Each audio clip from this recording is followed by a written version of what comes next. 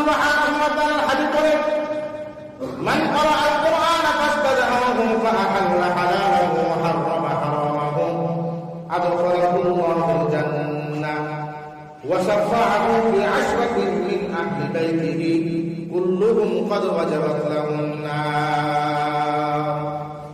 আল্লাহ রাসূল সাল্লাল্লাহু আলাইহি ওয়াসাল্লাম বলেন, ওই সমস্ত ছেলে সন্তান যারা দুনিয়াতে আল্লাহ সুবহানাহু ওয়া তাআলা কালামুল্লাহকে নিজের সিনার মধ্যে জায়গা দিয়েছে, অন্তরের মধ্যে জায়গা দিয়েছে এবং হারামকে হারাম জেনেছে, হারামকে হারাম জেনে নিজের জীবনকে পরিচালিত করেছেন, ওই সমস্ত ব্যক্তিদেরকে কালকে আমাদের ময়দানে জান্নাতের সার্টিফিকেট দেওয়া হবে।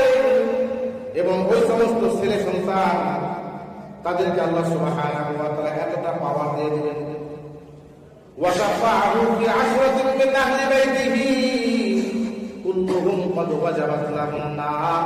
ওই সমস্ত ছেলে সন্তান আল্লাহ সুবহানাহু ওয়া তাআলার কাছে দরখাস্ত করে তার সব পরিবারের মধ্য থেকে এমন 10 জনকে জান্নাতের জন্য সুপারিশ করতে পারবে যাদের জন্য জাহান্নাম ওয়াজিব হয়ে গেছে।